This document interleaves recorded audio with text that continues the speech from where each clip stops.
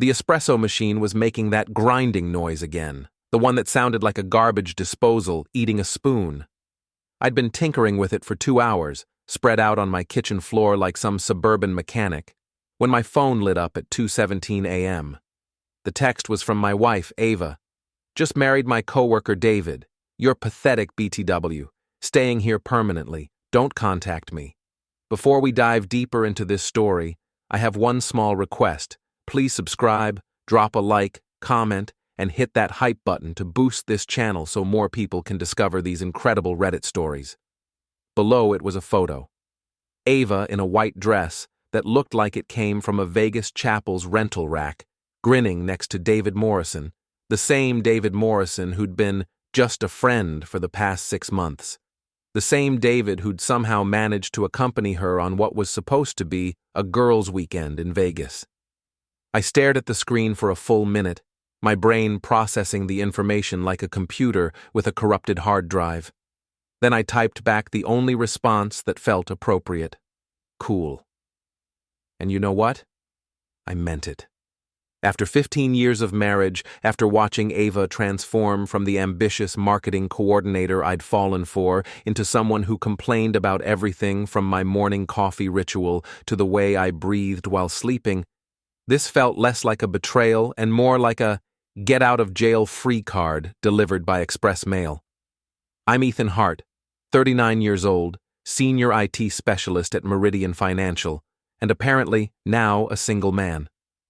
I've got a mortgage, a receding hairline, and a dark sense of humor that my soon-to-be ex-wife always said would get me in trouble someday. Turns out she was right, just not in the way she expected. The first thing I did was laugh. Not a bitter laugh or a heartbroken sob, just a genuine from-the-belly laugh that echoed through our suddenly very quiet house. Then I got to work. By 2:30 a.m., I'd logged into our joint bank accounts and transferred every penny to my personal account. By 2:45, I'd canceled all our joint credit cards. By 3 hours, I'd called our insurance company's 24-hour line and removed Ava from our health, auto, and home policies. The customer service rep sounded bored until I explained the situation. "So your wife texted you that she married someone else?" she asked, suddenly more interested. "Yep. Got the wedding photo and everything. Lovely ceremony, I'm sure. Very Vegas." "Sir, I have to ask, are you okay?" "Better than I've been in years, honestly." By 3:15, I'd changed all the passwords on our streaming accounts, smart home system, and garage door opener. The locksmith would have to wait until morning, but I scheduled that too. When the automated system asked for the reason for the emergency service call, I selected Other and typed, "Wife eloped with coworker. Need locks changed before she realizes she's broke." At 3:30, I called my lawyer's emergency line.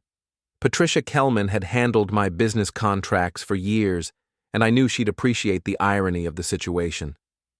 "Ethan, do you know what time it is?" "Pat, I need to file for divorce. Like, today." "What happened?"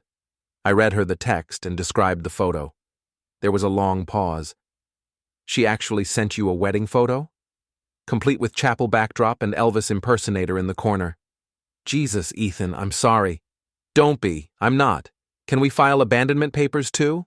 "Absolutely. And Ethan?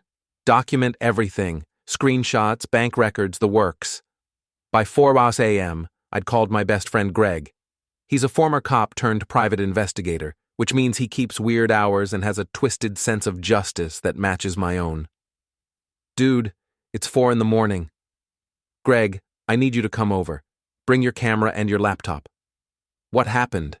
I told him. By the time I finished, I could hear him getting dressed. "I'll be there in 20 minutes. Don't do anything stupid before I get there." Too late. I already did something smart. When Greg arrived, he found me sitting at my kitchen table with a cup of coffee, my laptop open, and a stack of printed documents. He's a big guy, 6'3", built like the linebacker he used to be in college, but he moves with the quiet precision of someone who spent years sneaking up on people who don't want to be found. "Show me the text," he said. I handed him my phone. He studied the photo, zooming in on details I hadn't noticed. David looked nervous, sweaty.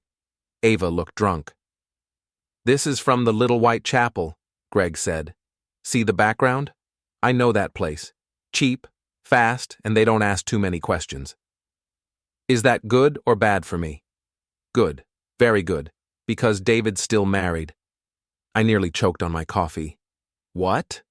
David Morrison, right? Works at Pinnacle Marketing? I ran a background check on him last year when my cousin was thinking about hiring him. He's married to Linda Morrison. They separated 8 months ago, but never filed for divorce."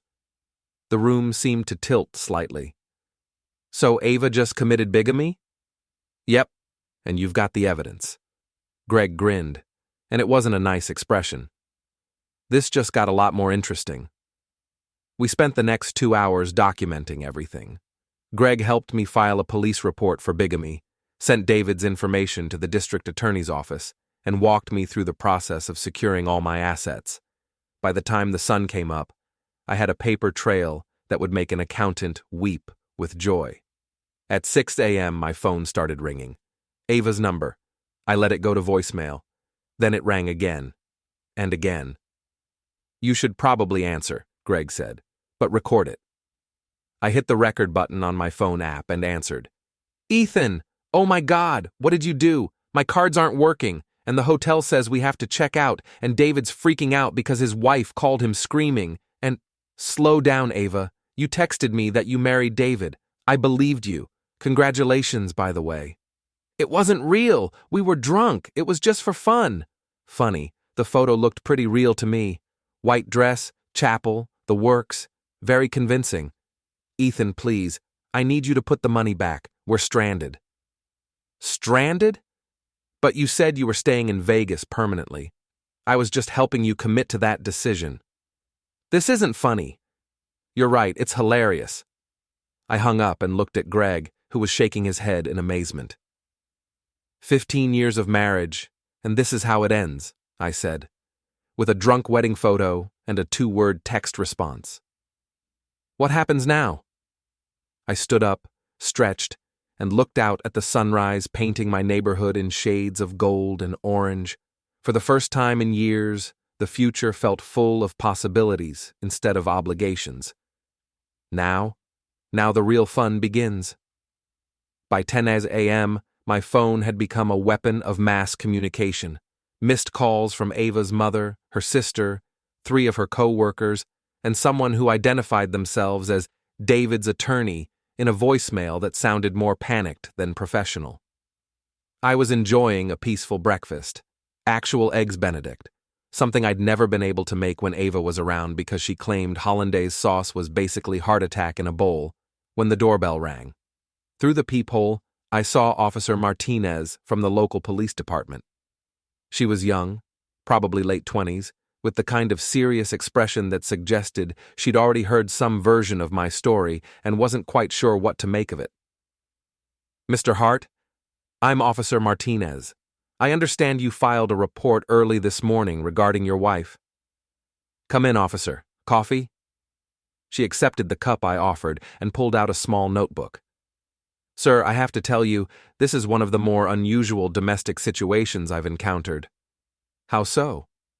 "Well, for starters, your wife called the station an hour ago claiming you've stolen all her money and abandoned her in Las Vegas." I nearly laughed.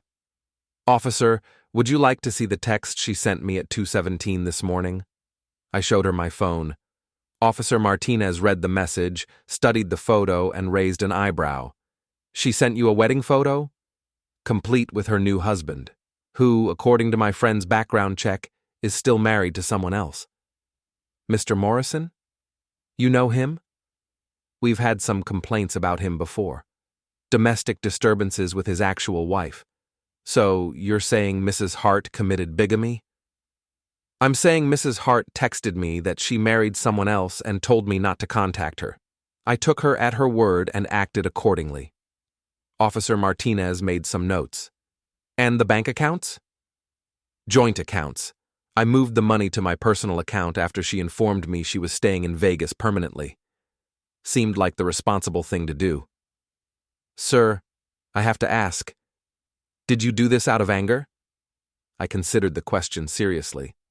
Officer, I did this out of relief. My wife just handed me a get-out-of-jail-free card and documented it with photographic evidence. I'd be crazy not to take it. She finished her coffee and stood up.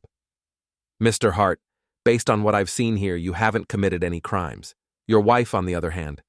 She shook her head. I'd suggest you keep documenting everything, and maybe change your locks.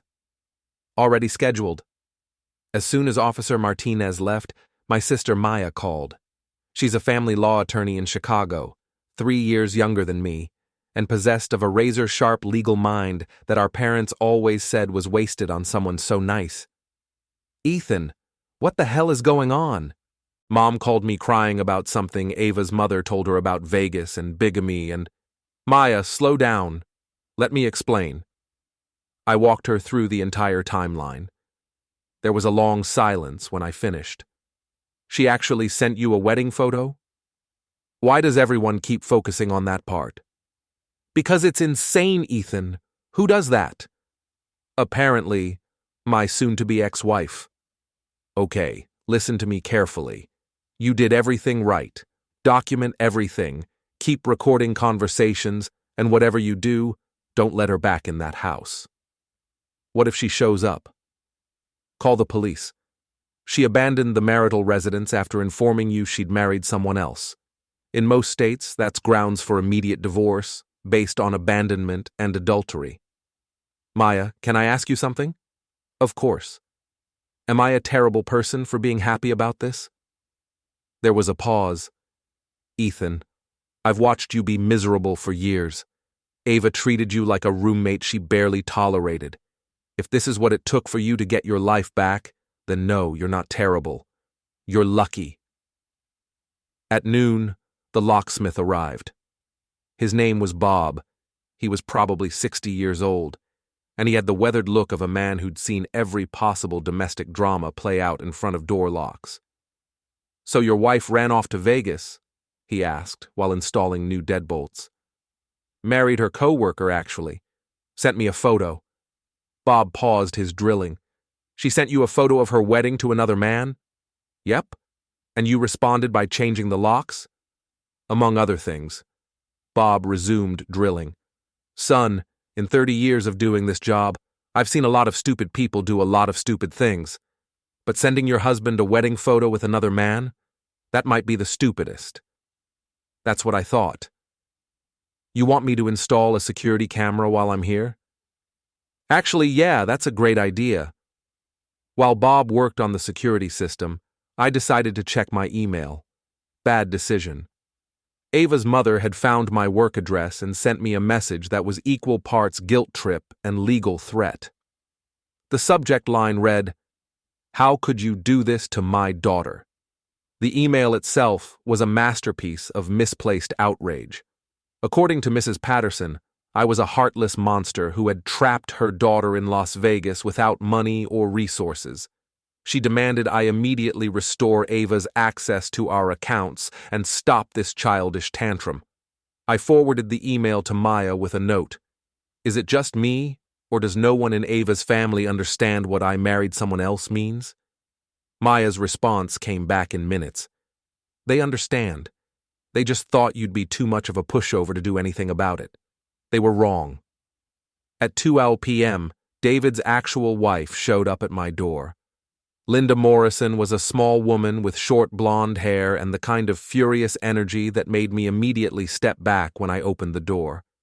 She was holding a manila folder and looked like she hadn't slept in days. Are you Ethan Hart?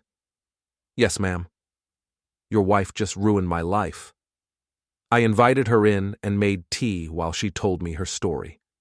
Linda and David had been separated for 8 months, fighting over custody of their 2 kids and division of assets.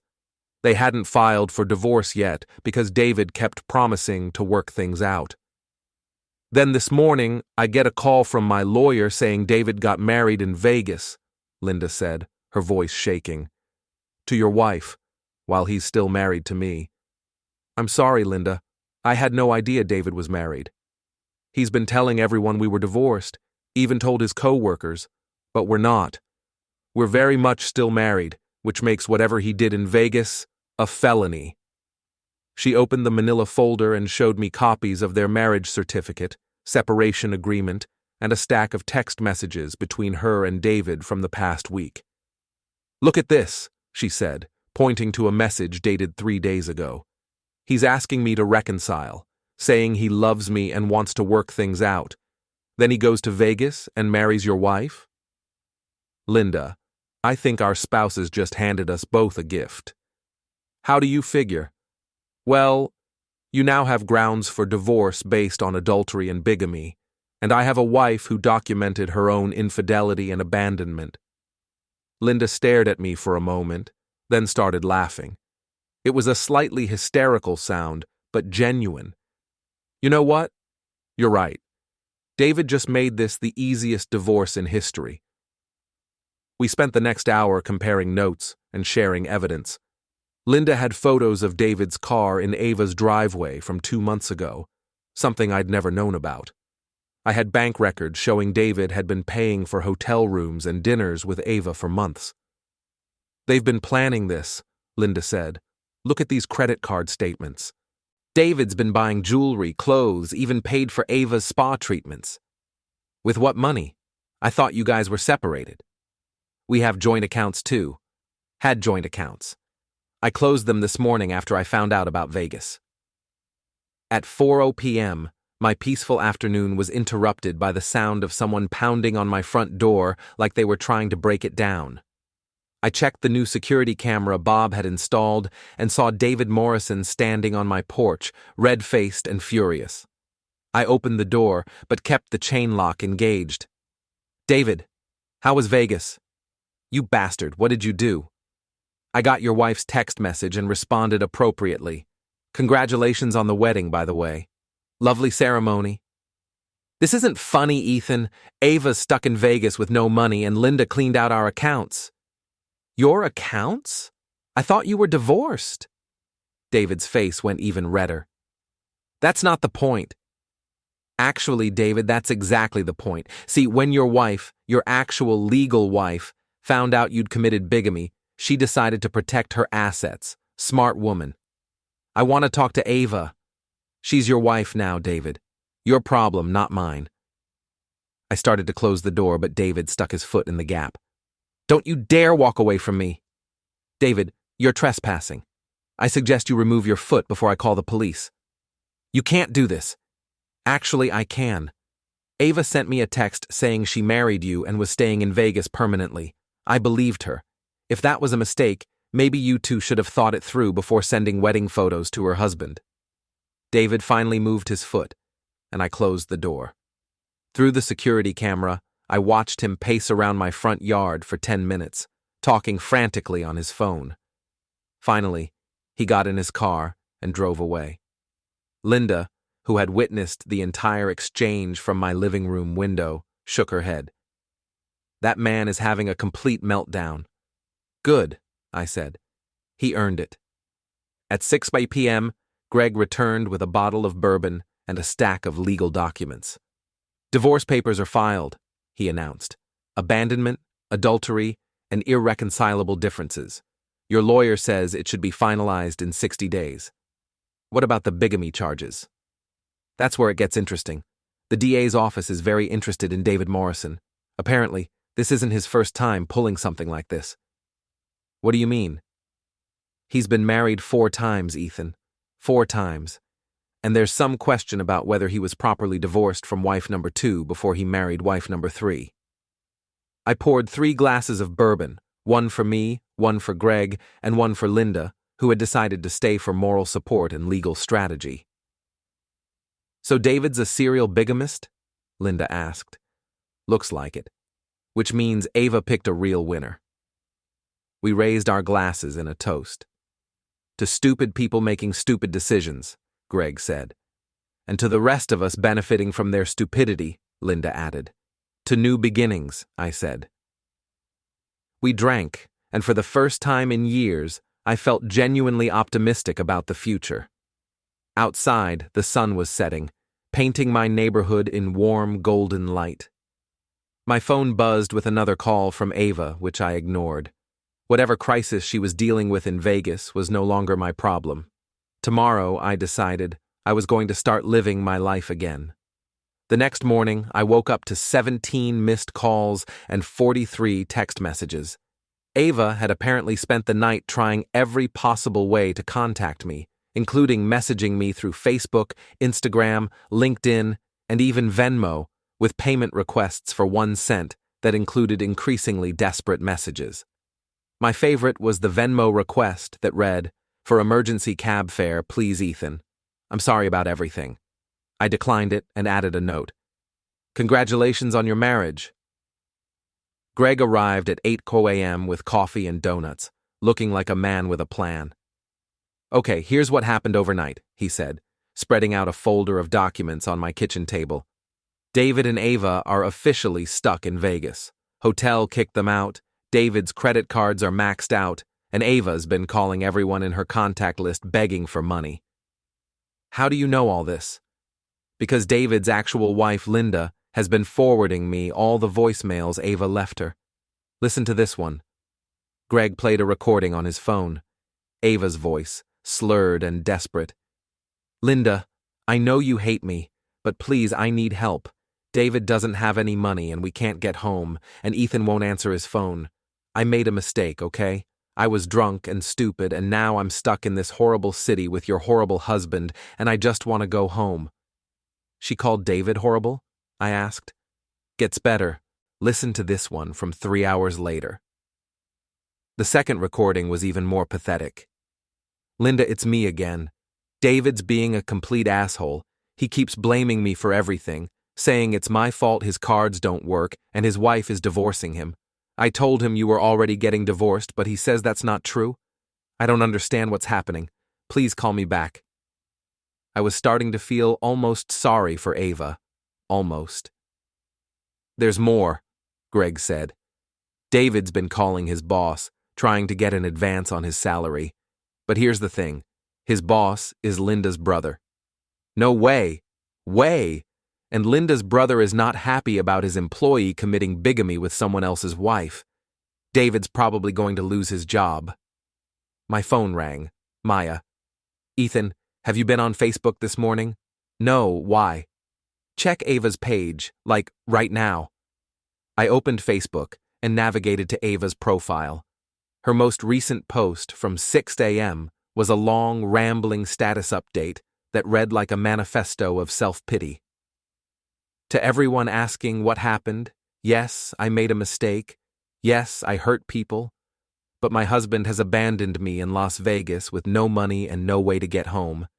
He closed our bank accounts, changed the locks on our house, and won't even talk to me. I know I messed up, but this is cruel and vindictive. I just want to come home and work things out. Please share this so Ethan sees it. Vegas nightmare, chakra marriage problems. Stuck in Vegas." The post had 67 comments, and they were not sympathetic. "Did she just admit to cheating on social media?" Greg asked, reading over my shoulder. "Looks like it, and she's asking people to share it." I scrolled through the comments. Most of them were from Ava's friends and coworkers, and they ranged from confused to outright hostile. "Wait, you cheated on Ethan? What the hell, Ava? You married someone else and you're surprised your husband changed the locks? Girl, you brought this on yourself. Ethan's a good guy. You screwed up big time." But the comment that made me laugh out loud was from my neighbor, Mrs. Chen, who was 75 years old and apparently had no patience for drama. "Young lady, you made your bed. Now lie in it, in Vegas, with your new husband." "This is getting out of hand," I said. "No," Greg corrected. "This is getting good. Look at the shares." Ava's post had been shared 43 times, mostly by people adding their own commentary. My coworker Janet had shared it with the comment, "When keeping it real goes wrong." My cousin in Denver had shared it with, "Play stupid games, win stupid prizes." But the share that really caught my attention was from David's actual wife, Linda. She had shared Ava's post and added, "This woman helped my husband commit bigamy. She knew he was married and didn't care. Now she's asking for sympathy because there are consequences for her actions. Some people need to learn that actions have results. Linda's post had been shared even more than Ava's original, and the comments were brutal. Homewrecker got what she deserved. Why would you marry someone else's husband and then be surprised when it blows up? Ethan Hart is my hero for not putting up with this nonsense. I hope she enjoys her new life in Vegas. My phone buzzed with a text from an unknown number. This is David. We need to talk, man to man. I showed the text to Greg, who grinned. Oh, this should be good. Are you going to respond? I typed back. Cool. Talk to your wife about whatever you need to discuss. You know Ava? The one you married? David's response came immediately. Don't be a smartass. I'm trying to fix this. Fix what? You got married. Congratulations. I hope you're very happy together. It wasn't real. The photo looked real. The marriage certificate probably looks real too. The bigamy charges will definitely be real. There was a long pause before David's next message. You're ruining both our lives over a stupid mistake. I showed the message to Greg, who was practically vibrating with glee. Tell him he ruined his own life when he decided to marry someone else's wife, Greg said. But I had a better idea. I screenshot David's messages and posted them on my own Facebook page with the caption, Update. Apparently getting married in Vegas was just a stupid mistake, and I'm ruining lives by taking my wife at her word when she said she married someone else. Who knew that believing your spouse could be so controversial? The response was immediate and overwhelming. Within an hour, my post had 200 likes and 90 comments, all supportive. You're handling this with more grace than I would. Ava and David made their choice. Now they get to live with it. The audacity of these people is unbelievable. Stay strong, Ethan. You deserve better. But the comment that made my day was from my high school English teacher, Mrs. Rodriguez, who was now retired and apparently had a lot of time for social media. Mr. Hart, in 40 years of teaching, I've learned that some people create their own problems and then blame everyone else when those problems have consequences. You are handling this situation with remarkable maturity and wisdom. Also, your use of the shrug emoji is perfect. A+ work. Even my former teacher was giving me grades for my divorce.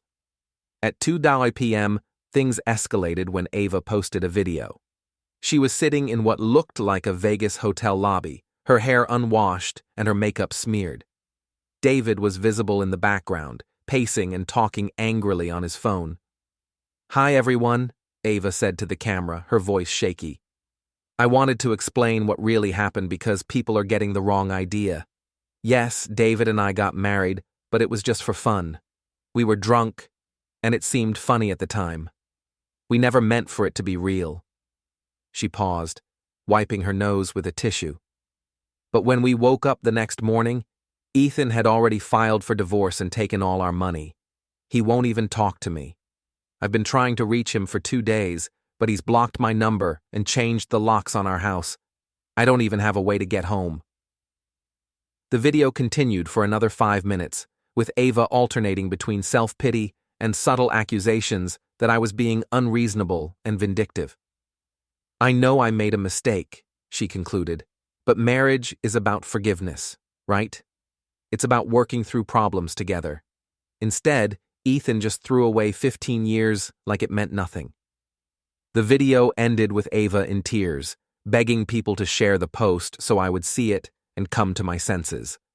I watched the whole thing twice, then called Maya. Did you see Ava's video? Unfortunately, yes. Ethan, she just admitted to adultery and abandonment on camera. She's basically building your divorce case for you. That's what I thought. Should I respond? Absolutely not. Let her keep talking. Every word she says makes your position stronger. But Greg had a different opinion. Dude, you have to respond. She's trying to control the narrative, make you look like the bad guy. You can't let that stand. What would I even say? The truth. Simple, straightforward and devastating. So I made my own video. I sat in my living room, wearing a clean shirt and speaking in a calm, reasonable tone. Hi everyone. I've been getting a lot of messages about Ava's videos, so I thought I should clarify a few things. First, here's the text message I received at 2:17 a.m. 2 days ago. I held up my phone, showing Ava's original message and the wedding photo.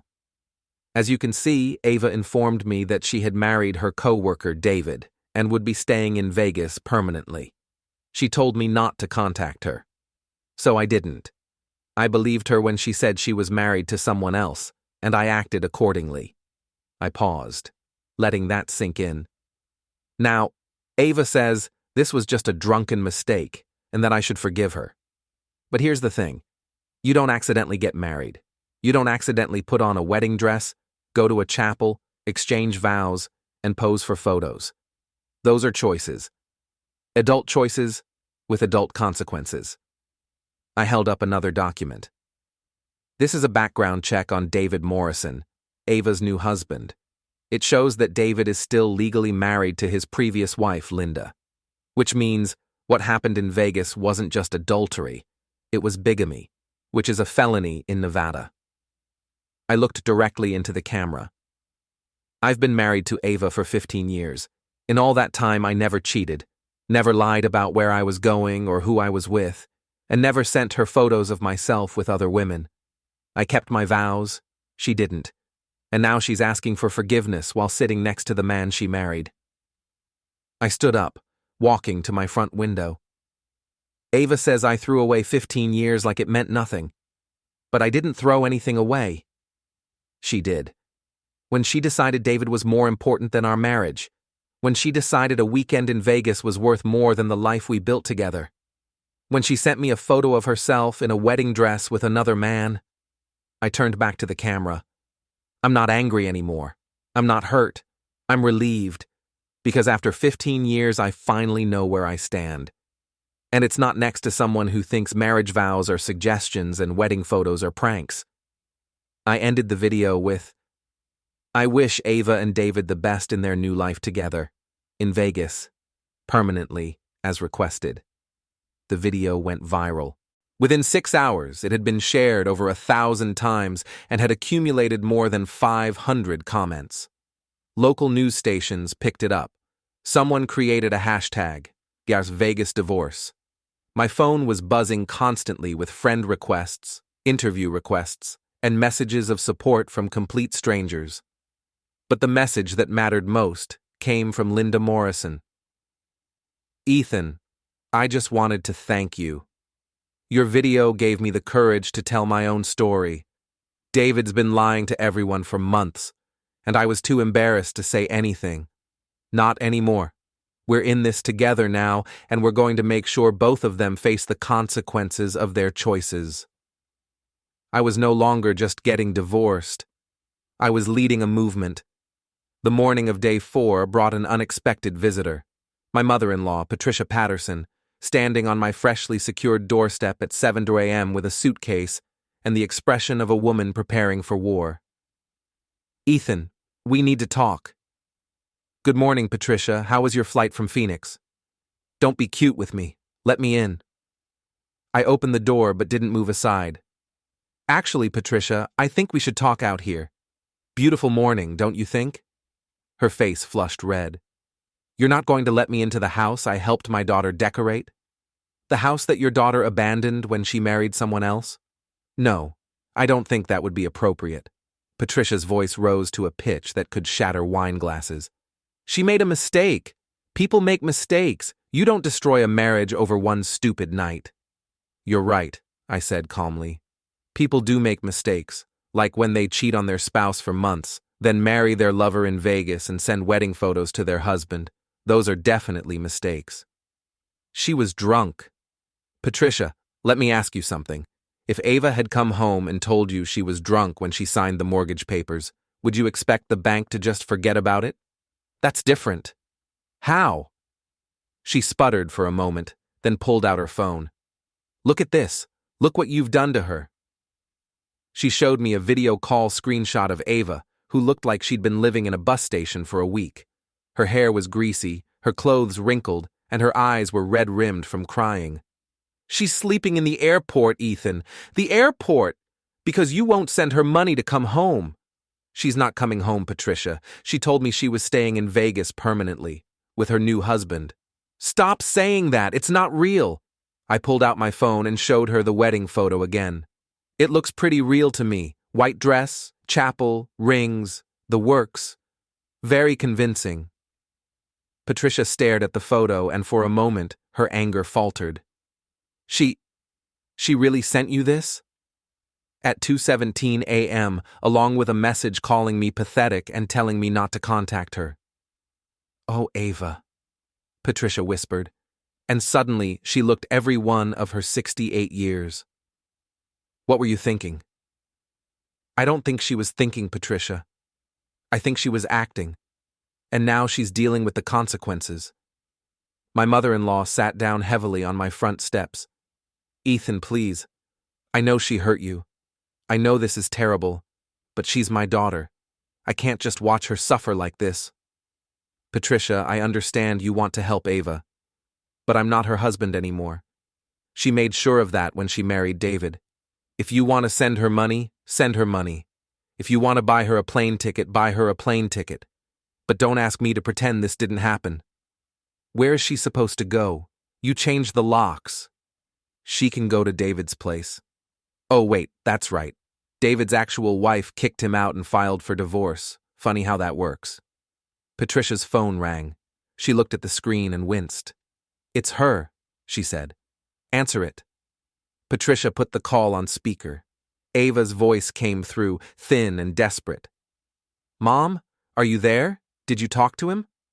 "I'm here, sweetheart. I'm at the house." "Is Ethan there? Can you put him on the phone?" Patricia looked at me.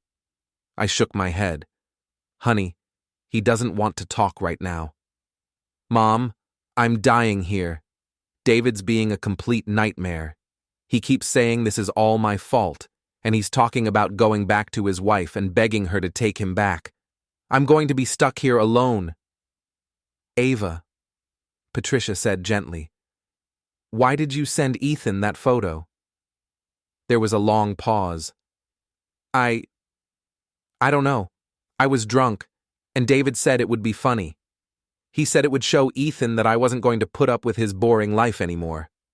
"You wanted to hurt him." "I wanted him to fight for me." Ava's voice cracked. "I wanted him to get jealous and come after me and prove that he still cared." I leaned toward the phone. "Well, Ava, mission accomplished. I cared enough to believe you when you said you married someone else." "Ethan, oh thank God you're there." "I'm here to tell you that your mother is welcome to help you however she wants. But you and I are done. You married David, remember? Go be married to David." "It's not real. The marriage isn't real. Tell that to the state of Nevada and to David's actual wife who's filing bigamy charges." "Ethan, please."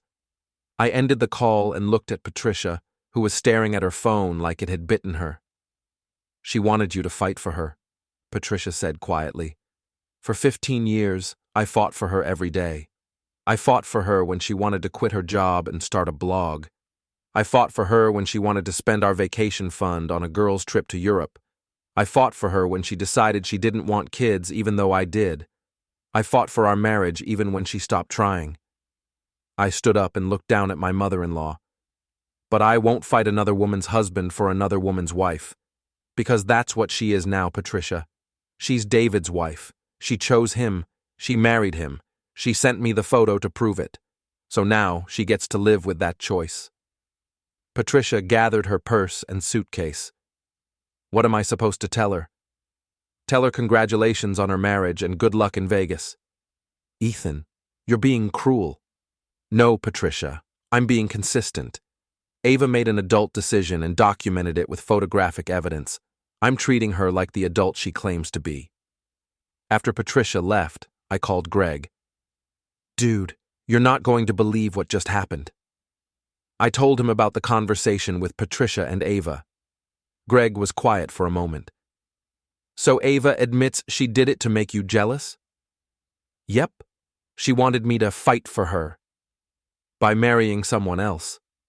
Apparently. And now she's shocked that you took her at her word. Shocked and appalled. Greg laughed, but it wasn't entirely pleasant. Ethan, I've got some news. David's been calling around town trying to find a lawyer to represent him in the bigamy case. Any luck? No one will touch him. Apparently, when you commit a crime and document it with wedding photos, it's not a great legal position. What about Ava? That's the interesting part. David's been telling people that the whole thing was Ava's idea. Says she seduced him and convinced him to marry her. Classy guy. Gets better. Linda Morrison recorded a conversation she had with David yesterday. Want to hear it? Absolutely. Greg played the recording. David's voice was whiny and defensive. Linda, baby, you have to believe me. This whole thing was Ava's idea. She got me drunk and dragged me to that chapel. I didn't want to do it, but she kept pushing and pushing. You know how persuasive she can be. Linda's response was ice cold. David, I've seen the photos. You look pretty happy for someone who was being forced into marriage. I was drunk. I didn't know what I was doing. You knew enough to pose for pictures and sign legal documents. Linda, please. I made a mistake. A huge, stupid mistake. But it's not real. It doesn't mean anything. You're my real wife. You're the one I love. David, I filed for divorce yesterday, and I'm pressing bigamy charges. Whatever you had with me is over. You can't do this. I'll lose my job. I'll go to jail. You should have thought of that before you married someone else. The recording ended with David pleading and Linda hanging up on him. Wow, I said. So David's trying to throw Ava under the bus. Completely. And Ava's about to find out that her new husband is already trying to get back together with his old wife.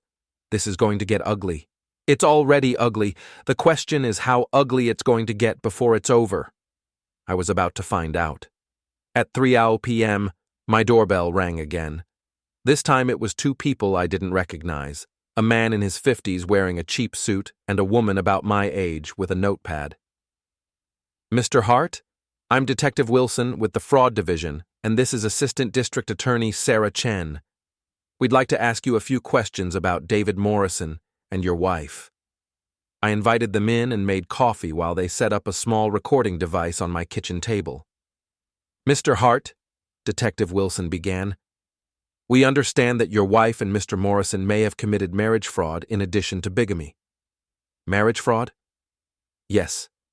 We've been investigating Mr. Morrison for several months regarding insurance fraud and identity theft. Your wife's involvement may have been part of a larger scheme. Ada Chen opened a folder and showed me a stack of documents. Mr. Hart, were you aware that your wife had taken out a life insurance policy on you 3 months ago? My blood went cold. No, I was not aware of that. A $2 million policy with your wife as the sole beneficiary. She forged your signature on the application. She what? We believe Mr. Morrison convinced your wife to take out the policy as part of a plan to fake your death and collect the insurance money. The Vegas marriage was supposed to provide her with an alibi. She'd be out of town when you died in an accident. I sat down heavily. Are you telling me my wife was planning to kill me? We don't think she was going to kill you personally, Detective Wilson said. But we think Morrison was. He's done this before, Mr. Hart, twice, both times with married women who were having affairs with him. The room seemed to spin slightly. What happened to the other women? One is in prison for insurance fraud. The other is dead. Morrison killed her when she threatened to expose the scheme. Ada Chen leaned forward. Mr. Hart, when your wife sent you that wedding photo, she may have saved your life. Morrison was supposed to return to town alone and arrange your accident. Instead, they're both stuck in Vegas with no money and no way to complete their plan. So what happens now? Now we arrest them both. We have enough evidence to charge Morrison with conspiracy to commit murder and insurance fraud. Your wife will be charged as an accessory. When? We've already coordinated with Las Vegas Metro. They should be in custody within the hour. I looked at the two law enforcement officers sitting in my kitchen, then at the insurance documents with my forged signature, then at my phone with Ava's wedding photo still on the screen. Detective Wilson, can I ask you something? Of course. If Ava hadn't sent me that photo, if she'd just quietly had the affair and come home, would I be dead right now? Wilson and Chen exchanged glances. Probably, Wilson said. Morrison's timeline called for your accident to happen this weekend. Car crash, most likely. Your wife would have been in Vegas with a solid alibi and 2 million reasons to be sad about your death. I started laughing. Not because it was funny, but because it was so absurd I couldn't process it any other way. So, my wife accidentally saved my life by being too stupid to keep her mouth shut about her own crimes. That's about the size of it, Ada Chen said. And now they're both going to prison. For a very long time.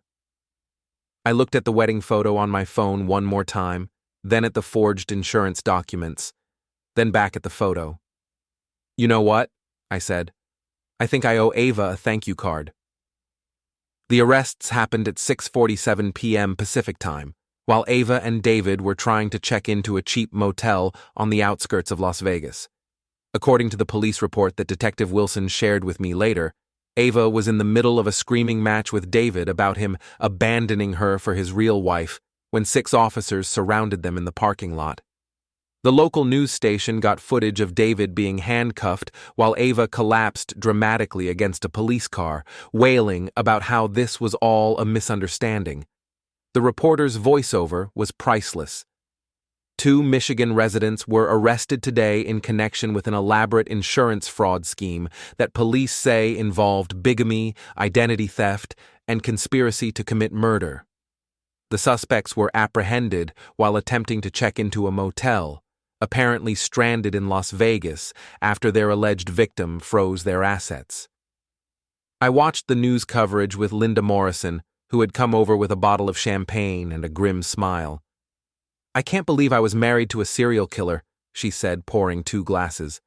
I can't believe I was married to someone stupid enough to document her own crimes and send the evidence to the intended victim. David must be furious with her right now.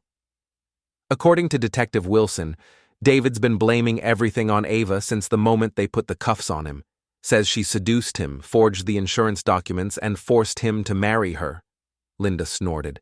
Right, because David's such an innocent victim in all this. What's going to happen to your kids? They're staying with my parents for now. Honestly, they're better off not having David in their lives. The man they thought was their father was planning to murder people for insurance money.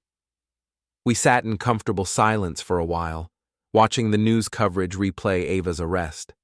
She looked terrible.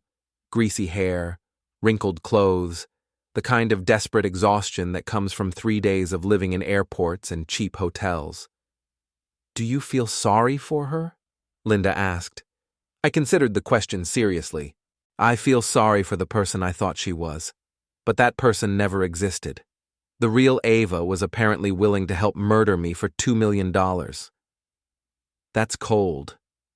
That's reality. If she'd been smarter about it, if she'd kept the affair quiet and come home from Vegas like nothing happened, I'd probably be dead right now.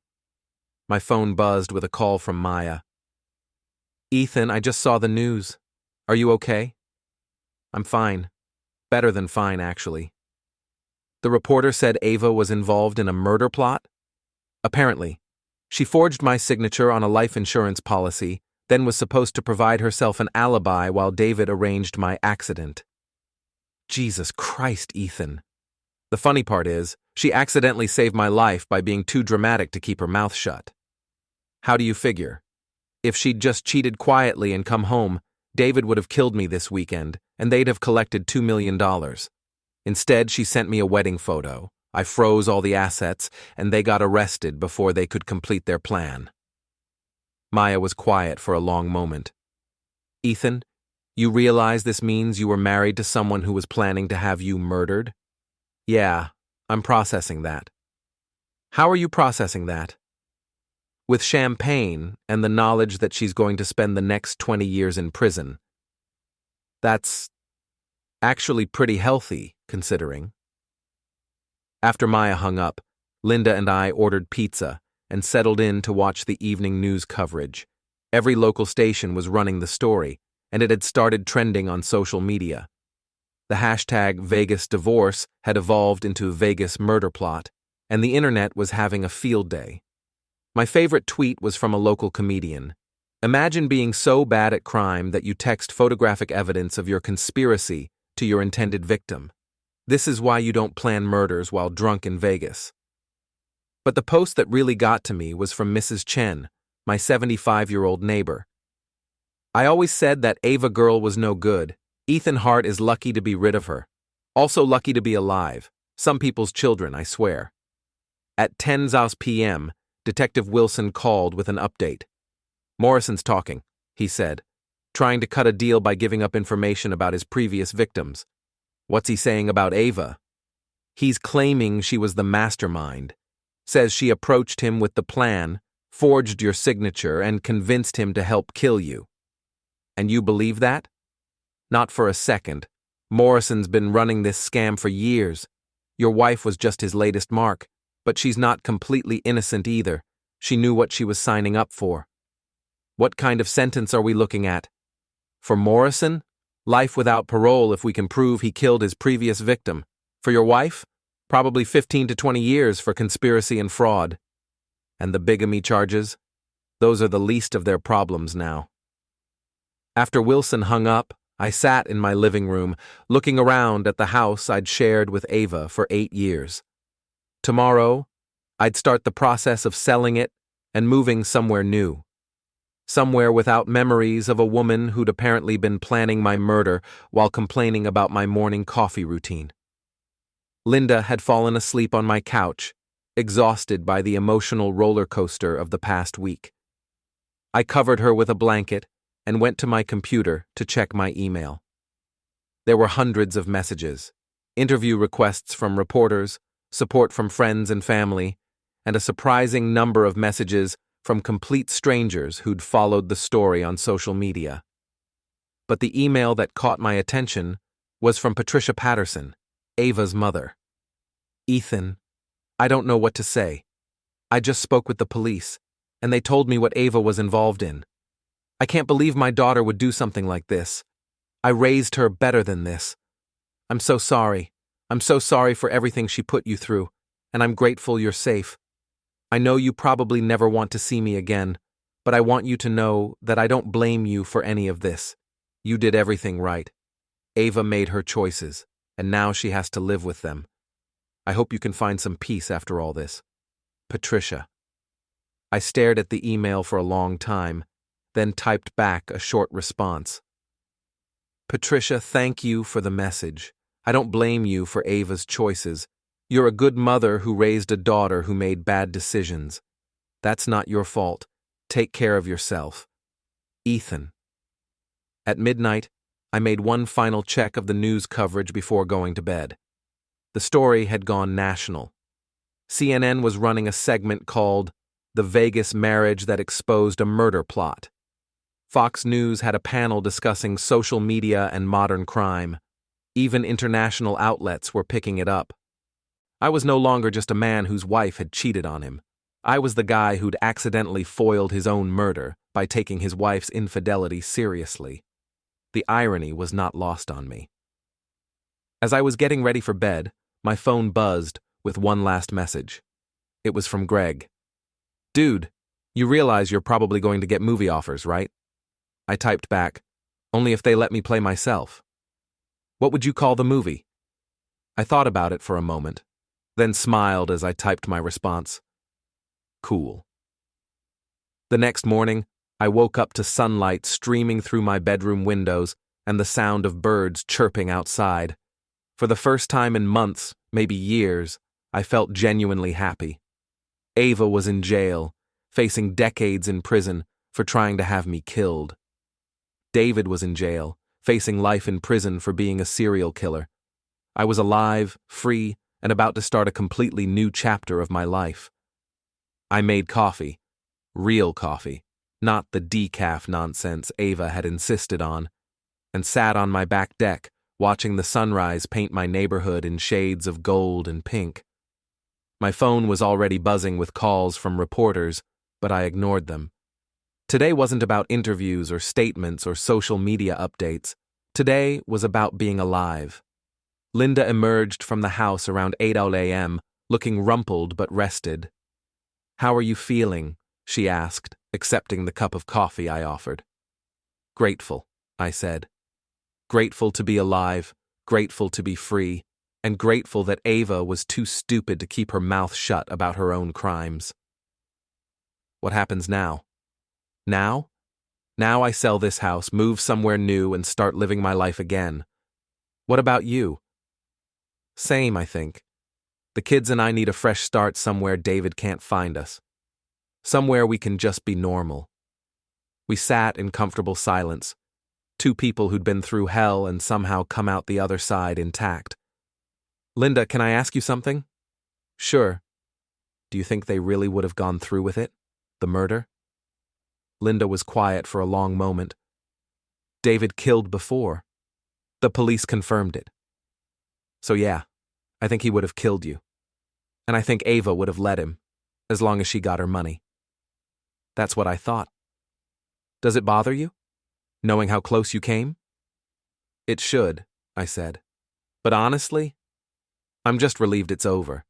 For 15 years I felt like something was wrong with my marriage, but I couldn't figure out what. Now I know. My wife was a sociopath who was planning to murder me. That would definitely explain the marital problems."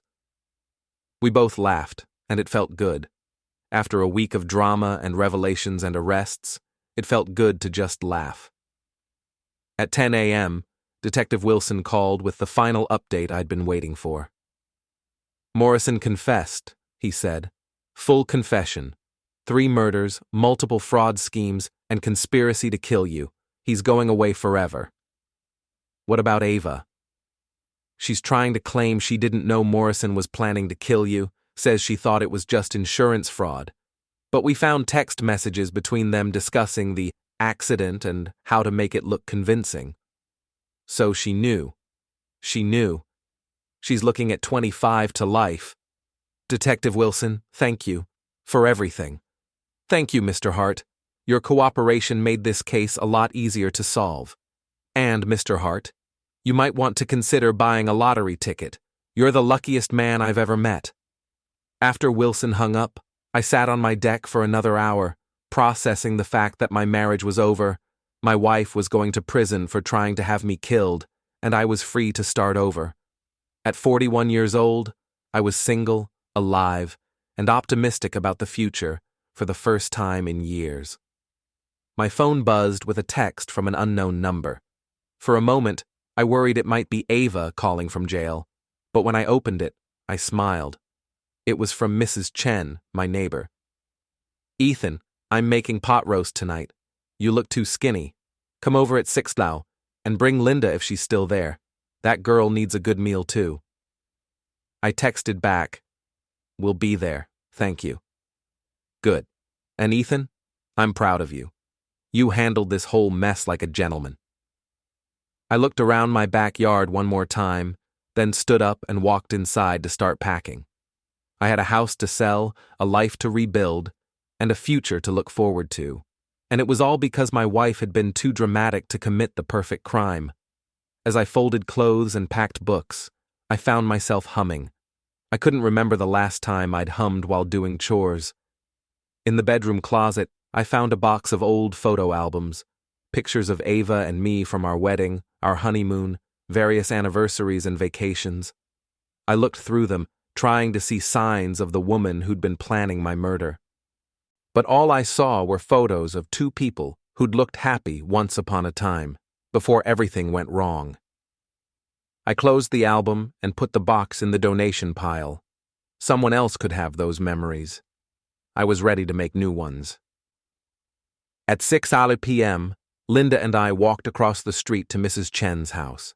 The pot roast was incredible, the conversation was warm and normal, and for a few hours I forgot about murder plots and bigamy and insurance fraud. I just enjoyed being alive and free and surrounded by good people. After dinner, Linda and I walked back to my house. She was flying back to Chicago in the morning to start her new life with her kids. "Ethan, thank you," she said as we reached my front door. "For what?" "For being decent. For helping me through this. For showing me that not all men are like David." "Linda, thank you for the same thing. For showing me that not all women are like Ava." We hugged goodbye, and I watched her drive away to her hotel. Then I went inside, poured myself a glass of wine, and sat in my living room, thinking about everything that had happened. 7 days ago, I'd been a miserable married man, tinkering with a broken espresso machine at 2 a.m. Tonight, I was a free man whose wife was in jail for trying to have him murdered. It had been, without question, the strangest week of my life, but also, in a weird way, the best. My phone buzzed one final time. A text from Greg. "Dude, the movie rights sold. Some producer in Hollywood wants to make this into a thriller. They want to know if you'd consult on the script." I typed back, "Only if they get the ending right." What's the right ending? I looked around my empty house, thought about my plans to move somewhere new and start fresh, and smiled as I typed my response. The good guy wins. The bad guys go to jail, and everybody gets what they deserve. Even Ava? Especially Ava. She wanted drama and excitement and a life full of surprises. Well, 25 years in federal prison should be plenty dramatic. I put my phone away and finished my wine.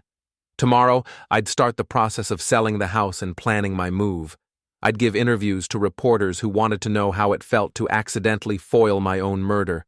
I'd probably write a book about the whole experience. But tonight, I just wanted to sit in the quiet and appreciate the fact that I was alive. At 11 p.m., I got ready for bed. As I was brushing my teeth, I looked at myself in the bathroom mirror. I looked older than I had a week ago, but also somehow younger.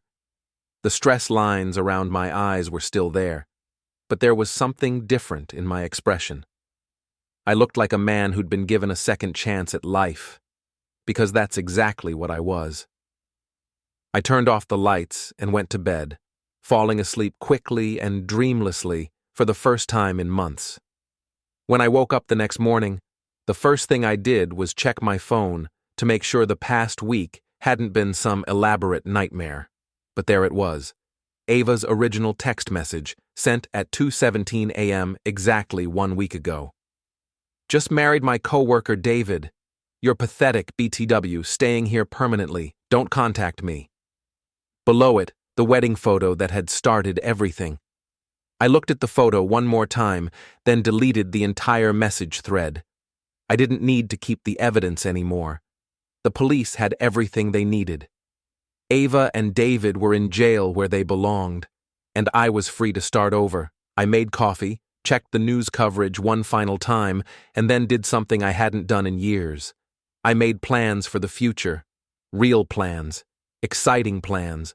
Plans that involved traveling and maybe dating again, and definitely living somewhere that didn't remind me of a woman who'd tried to have me killed. At 9 a.m., I called a real estate agent. At 10 a.m., I called a moving company.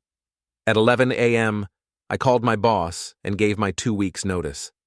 At noon, I drove to the airport and bought a ticket to Seattle, just because I'd always wanted to see the Pacific Northwest, and now I could. The ticket was for next month, after I'd finished selling the house and tying up loose ends in Michigan. But for the first time in years, I had something to look forward to. As I drove home from the airport, I passed the billboard advertising the Little White Chapel in Las Vegas. "Get married today," it proclaimed in bright, cheerful letters. I laughed and kept driving. I'd learned my lesson about Vegas weddings, but I'd also learned something more important. Sometimes the worst thing that can happen to you turns out to be the best thing that could have happened to you. Ava's betrayal had hurt. Her attempt to have me murdered had been shocking, but her stupidity in documenting both crimes and sending me the evidence, that had saved my life and given me my freedom. As I pulled into my driveway, I looked up at the house I'd shared with a woman who'd been planning my murder, and I smiled. Tomorrow, I'd start packing up my old life. But today, I was just going to enjoy being alive. And that felt pretty good.